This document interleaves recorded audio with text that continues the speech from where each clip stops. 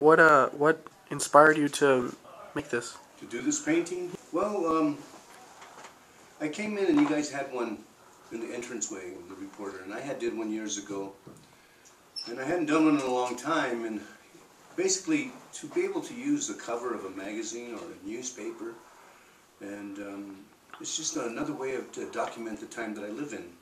All these events that are on the covers of these newspapers is the time that I've lived here in Santa Fe. Some of the stories are pretty interesting, some, it's like anything else, just another story. But every once in a while you do a cover story that really has oomph, and I really don't want to pick out certain ones, but I think that the one that I really liked was the doctor that had to wear a mask to cover up, to be the undercover doctor.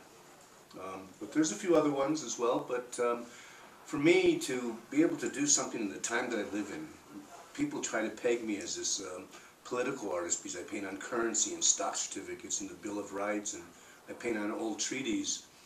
But if they find the reporter political, then I guess I just kind of give up. All it is information, and information has been a reason people have created art throughout history. How long did this take you? If I tell you, I have to kill you.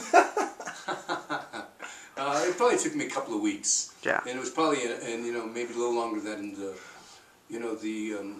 process sometimes takes longer than the finished product. You have a very distinct style. Like, where does that come from? It's a little blend of, I would say, Fritz Scholder, Warhol, Rauschenberg, Jasper Johns, all the Impressionists, and even right after the Impressionists, there was a group of artists called the Fauvists, and they were called the Wild Beast of Color out of France. So that's, I guess I'm kind of a native Fauvist. This is Gull. Gull was the adopted son of Sitting Bull, and he had 3 daughters and a wife. The day of the Little Bighorn, when Custer attacked the village, his wife and his 3 daughters were killed that day. So he put his gun down and his rifle, and he fought the rest of the day with just a tomahawk.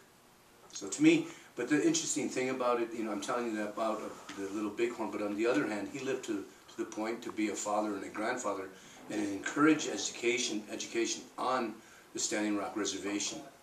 He realized, he said that without the white man's education, you're his slave. With the white man's education, you're his equal. I always thought that was pretty interesting at the time I was going through education, and to see a warrior that came from the Little Bighorn with that kind of consciousness.